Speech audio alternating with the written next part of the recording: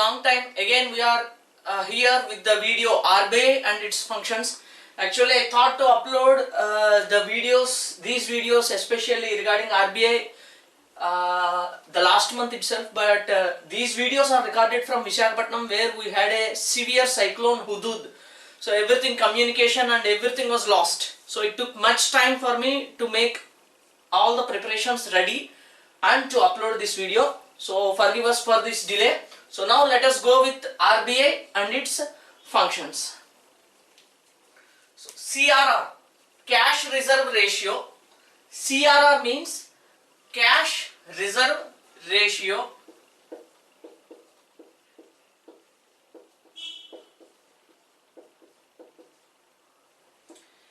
SLR, statutory liquid ratio.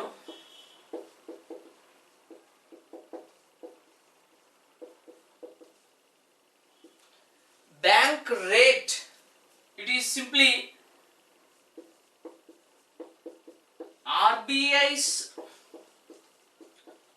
prescribed rate for lending to banks. Then repo. Repo means repurchase of bonds. Repurchase of bonds. Reverse repo means, for repo it is reverse. So reverse repo, that means repurchase of bonds has been returned. So repurchase of bonds has been given back. So this is another tool.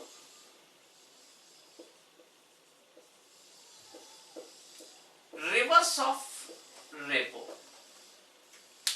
Actually I have to explain you RBI and its functions, but first let me explain these 5 and another 2. Once I explained these, then I will clearly totally divide and explain you about RBI and its functions. Now let us understand these 5 concepts. CRR means cash reserve ratio. SLR means statutory liquid ratio. These 2 are something special. Why? We call these two as legal reserve ratio. These 2 are called legal reserve ratio. What is this legal reserve ratio means? See, RBI is the head of all the banks in India. Commercial banks, scheduled banks, everything, cooperative banks, everything. Such an RBI, when it is controlling all such banks, it should take the responsibility of the money with that banks. And that money, of course, obviously it is the money of the public who are depositing their money with the banks. For such money of the public which is deposited in the banks, RBI is responsible. Why? RBI is giving the license to those banks to carry on with their work. So they are being banks with the permission of RBI. So now, since they have to be given license by RBI, they should follow what RBI says. And that rule prescribed by RBI is legal reserve ratio. That is, you want to carry on your work as a bank, then you have to put some of your money, some of the deposits you are collecting from the public with me. Otherwise, I am not going to allow you to work as a bank. That is this rule. Legal reserve ratio means, if you want to continue as a bank, if you want to be a bank, put some of the deposits you collect from the public with me. And that is legal reserve ratio prescribed by me by law. That's it. So it is obligatory on the part of banks. Obligatory means no choice, by law. So legal reserve ratio is the rule prescribed by RBI. why RBI is making such a insistence on banks? Because it is responsible for the money of the public, but without having some part of it, how can RBI say I am responsible for that money? Simply being a government entity, should I be responsible for all that money? No. Since I am being a responsible one for all that money, I will have some money of the deposits of the public with me. Since I am taking some share of those deposits, I will be responsible. That's not going to be a problem. That's the idea of RBI. See, I am explaining it in a usual common sense, but the actual reason will be the other thing which will be explained later. Okay? Right. So, to be responsible, RBI will hold some part of the deposits of the public with the banks, and that some part again, which is called legal reserve ratio, is divided into two categories. One is in the form of CRR, cash reserve ratio. Another is in the form of SLR, statutory liquid ratio. But the thing is, CRR will be holded by RBI. SLR is not holded by RBI, but that ratio should be kept with the banks without investing it. That means the money SLR should be kept idle with the bank itself. The SLR, that is the prescribed ratio of SLR of the total deposits, should be kept idle with the bank itself, not with RBI, with the bank itself. But since they are not having any chance to invest, we can say it is a legal reserve ratio by RBI. Indirectly, with a law, RBI is holding that money, but not with itself, with the bank itself. However, since the banks are not allowed to use this money under SLR, simply we can say that is holded by RBI by this prescribed legal reserve ratio, that is SLR. That's it. Now CRR, cash reserve ratio, means that of the total deposits, the public put with the bank should be given to RBI of a ratio between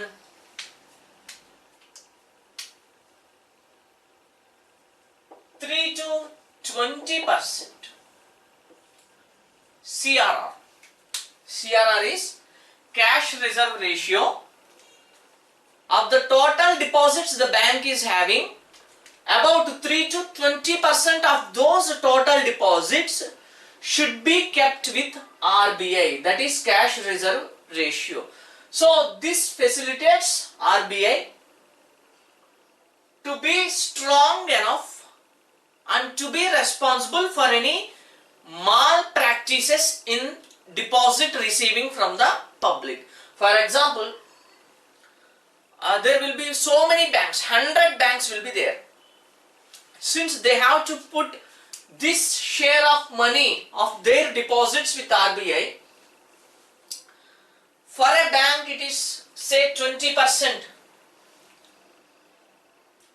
Now for 100 banks totally, if we consider this 20% with reference to a bank, such 120%, that means 2000% of the money of on an average of a bank is with RBI. 2000% of a money of a bank on an average is with RBI. Remember, we are aggregating the 20% of all the banks and assuming that 20% of a single bank, but now such 100 banks, to follow the rules of RBI, will put their money with Reserve Bank. That means on an average 2000% deposits of a bank are with RBI. So now among the 100, we can't say that 100 banks will be corrupt. No, it's impossible. So of the 100 banks, for example, 10% of the banks are corrupt. Let us assume 10% of the banks are corrupt. Maybe direct deposits of the money, or the bank invested the money in some other funds or something, mutual funds or whatever it may be. Due to some market assumed risk, that money was lost. So now that bank was almost bankrupt. Now what happens? Now the 10% of the banks were left with no money because of losses, but the depositors should be given compensation. Since it is the responsibility of RBI, because it has given the license, it will go through some measures of merging the banks with other banks. But however, the money is to be yet first should be adjusted by RBI, because it is the responsible entity. So now, for example, 10% banks were corrupt. Now, calculating 100% as the deposits of a bank, for 10 banks it is 1000% on an average compared with a bank deposits. But RBI, from the 100 banks, it is already holding 2000%. So no problem, the 1000% will be taken and it will be given back to the depositors. However, again those depositors will bring that money back to some other bank and deposit. These people who are paid compensation, they cannot keep that money within their house. So what they will do? They will leave these banks and they will bring their money and deposit in some other bank. However, these banks which are receiving this money, that is compensation given by RBI to public, again back to other banks. Now from these banks, since the deposits are rising, again as per this ratio of the total deposits rise, again 20% will go back to RBI. So RBI will be in safe position. And however, it will look over that such corrupted practices will not be carried on by banks. To ensure such a safety play, RBI will hold at least 3 to 20%. Next, just like you can assume it as a caution deposit. Caution deposit, when we join in a college, we pay some caution deposit because in some laboratory or somewhere you will break something. So to compensate their loss, at the first joining period itself, the college will take a caution deposit. In the same way, RBI is taking a caution deposit. Simple common sense. So that is what is called cash reserve ratio. How it will play a role in the currency supply will be discussed later. So don't think it as a complex issue. Just a share holded by RBI, and that share is from the total deposits of the banks, and that share is derived something between 3 to 20%. Right. Now let us go to next one. SLR, statutory liquid ratio. What is this statutory liquid ratio and why is it necessary? Now, from the banks already RBI is taking some share, CRR, as a protective measure and to be responsible towards public's deposits. But apart from that, there is another problem. See,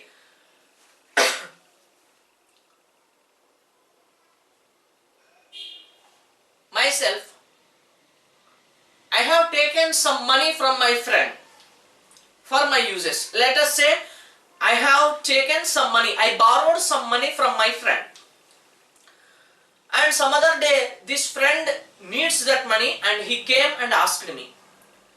Now, for example, if I didn't have the money to give back, what can I say? Sorry my friend, right now I am not having the money, just I need some time, so come some other day. Okay, as a friend, and also it is just an issue between two people. Either he may agree or he may not agree, there will not be any choice, so he will go and come some other day. Again that day also I didn't have the money and I say the same thing and he goes again and comes again. However, this is not going to be a problem because this is an issue between two friends. When I had the money and if I want to give back his money, then I will give it to him, and there settles the matter. But when the issue is between some people and an organization, or between two organizations, it is not going to be such simple one. Because, for example, I am a bank, I have received some savings deposits from the public, and you know, the deposits of the public are not simply kept idle by banks. What the banks will do? These deposits are again rotated as a loan to other public. So that loan earns some interest to this bank, and that interest is the profit of the bank, and taking that interest, when the depositors come to the bank, the actual money will be given back to the depositors. That means banks survive on a rotation business. They take the money from the depositors. As all the depositors don't need the money at one single point of time, they are in safe condition, the banks will be in safe. So the money that is received as deposits from the public will be rotated by lending it to others. These people who took the loan from the banks will pay the interest to the bank, and this interest is going to be the profit to the bank. After taking their profits, a small interest on these savings deposits will be added to the depositors and will be given back. But savings deposits are demanded deposits. Savings deposits are demanded deposits. What is the meaning of demanded deposits? When the depositor comes to the bank and demand his money, he should be given the money without any choice or discussion. That is demanded deposits. Now, there will be other type of deposits with banks. They are fixed deposits. We call them as term deposits. They are also called as time liabilities. So deposits can also be called as liabilities. Why? Bank cannot simply permanently keep on the deposits of the public. They are liability, means to be paid back whenever the depositor asks. Either it is demand or saving deposits, either it is term or fixed deposits. Now, just consider the past example I told between me and my friend when I borrowed the money. Now, when the depositors are depositing the money with the bank is using it for investment, that is for rotating purpose and loan. If you simply think about this system, nothing but depositors are giving loan to the banks. Deposits are loan to the banks, and the banks taking this loan from the depositors, it is rotating for a higher interest, and of that higher interest, a small interest is paid back to the depositors. So simple logic. Now, when this depositor comes and asks the money, if the bank says, no, right now I didn't have your money with me, come some other day and I will give. How it looks like? It looks like a vague system is going on. It is not a transparent system. It is not just like an issue between two people. It is an issue between a system, an organization, an entity, and more number of public. It should not be such a vague way. It should not be in such a vague way. So it looks something awkward. To ensure a transparent system and to guarantee the depositor that whenever you come to the bank will give back your money, and to have a fair play in the banking system, RBI introduced this SLR, statutory liquid ratio, that when you take the deposits from the public, that is depositors, I agree that through the rotation you should earn, but as RBI, I am telling you that you are a bank, so you are given permission to rotate the money, but not all the money that you are receiving from the depositors. Only some share of the money is allowed, is permitted for you for rotation. The remaining should be kept with you without any litigations, without any usage, because when the depositors come, you have to use this money to give back the deposits to the public. And we are prescribing a safe ratio that on an average we can consider if you are receiving 100 deposits per day, 10 people will take the deposits back from you. So the other 90 deposits are in safe condition. But for more protective measure, you put aside something 25 deposits 25 deposits or 40 deposits aside, idle, and with the remaining 80 or 60 deposits, you play with the rotation. But you have to keep at least 25 deposits aside. Why? Those people who deposited with you, suddenly they may have some problem. They need money. They come to you. You should be very fair in giving back their money. Otherwise, the people will lose the people will lose trust on the banking system. So, to maintain a transparent system, to play a fair play, what you need to do, of the total deposits you are receiving, of course already you are parking some money in the form of CRR, cash reserve ratio, with RBI, but even apart from that, of the total demanded deposits as well as time deposits, we call them as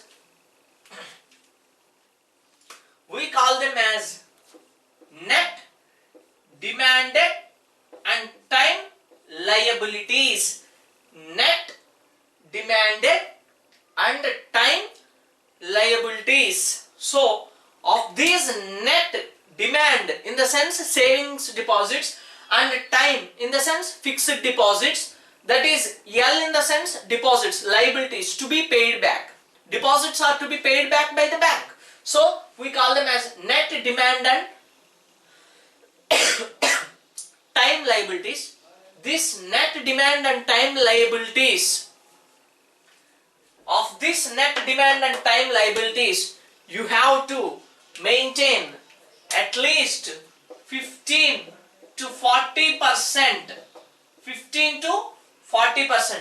Out of this, RBI mentions whether 15, it is 18 or 20 or 40, whatever it may be, RBI mentions. Of this 15 to 40% is the SLR that you have to maintain with yourself without using it for any purpose, without using it for any mortgage, without using it for any litigation, without using it for any sureties and guarantees, everything. It should be kept idle, and that too in a ready cash or in a ready liquidity, in a very ready liquid manner. It should be ready. When the depositor comes, you have to take the money from this and give back to him. For such a transparent system, you have to maintain statutory liquid ratio, which is prescribed of 15 to 40%. The RBI can only ask the banks to maintain up to 40% as SLR. Above that, if the RBI has to increase, it should get an assent from the Parliament through an act. So this is what is called statutory liquid ratio. Statutory liquid ratio.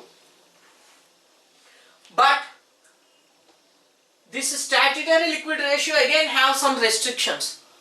Of this statutory liquid ratio to be maintained by banks, again in this statutory liquid ratio, some of the amount is to be maintained in the form of government securities, because they are the most secured and liquid form of cash. Government securities are the most secured and liquid forms of cash. So of this statutory liquidity ratio, again some prescribed percentage by the RBI is to be maintained by banks in the form of government securities and bonds. But between commercial banks and scheduled banks, in this concern, that is in maintaining SLR in the form of government securities, cooperative banks and cooperative societies are given some exemption. They are given some exemption, and that exemptions will be discussed later. So now you understood what is cash reserve ratio, what is statutory liquid ratio. Now let us go to bank rate. See, bank rate is nothing but it is the interest rate that RBI is going to levy on the lending of the banks from RBI. Bank rate is the rate of interest levied by RBI on the loans taken by banks from RBI, and this bank rate is going to affect our savings deposit rates as well as loan interest rates as well as EMIs. How? If the bank rate is hiked, that means interest that the banks should pay to RBI increases. To cope up with the raised interest rate by RBI, the banks transfer the burden on to us. They increase the loans interest rates, they increase the EMIs, and at the same time they may reduce the savings deposit interest rates because they have to make profit. No, now if the RBI is increasing interest rates, the burden will be on banks. How the banks will cope up with this burden? They pass on that burden on to us by increasing the EMI rates as well as increasing the interest rates on home loans, personal loans and business loans, whatever it may be. So this bank rate is going to affect the EMIs, etc. Now usually this bank rate affects long-term interest rates of banks. This bank rate affects long-term lending rates of banks.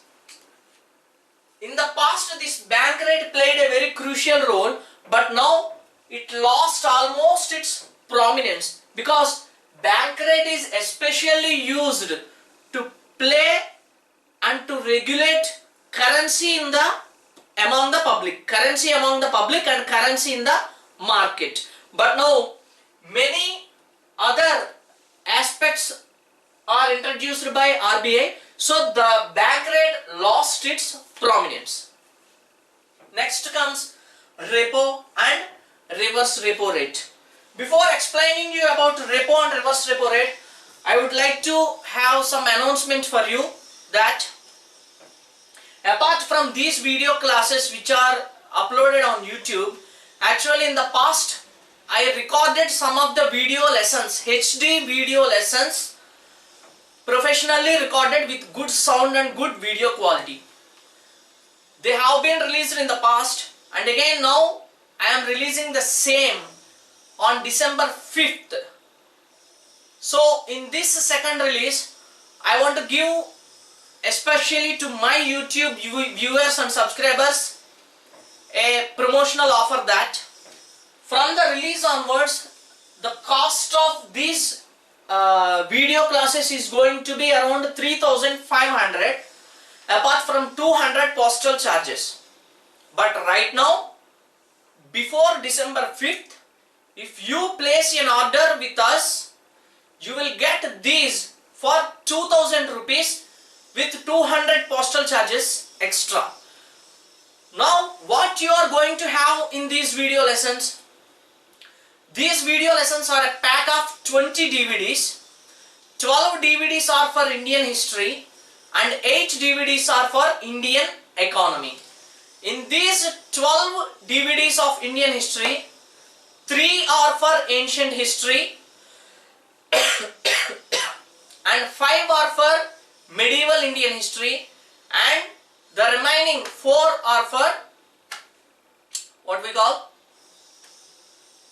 modern Indian history.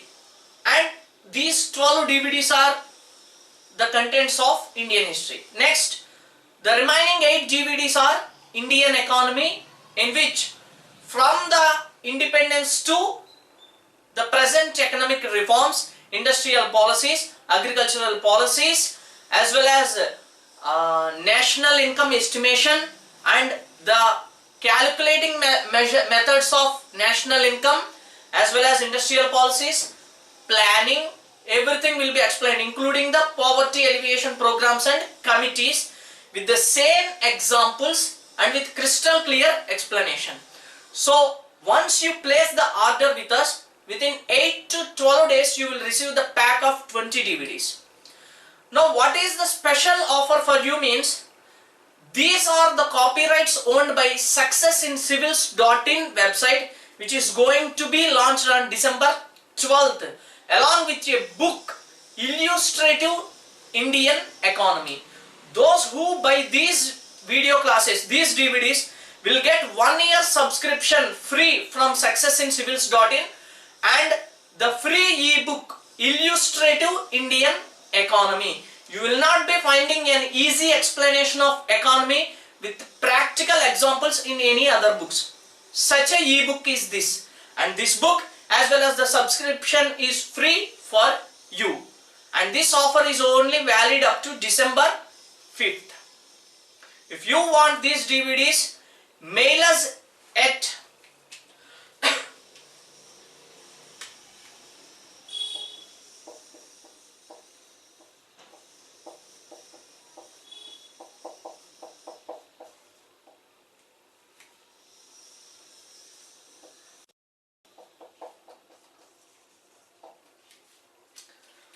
follow us for civils at gmail.com, or you can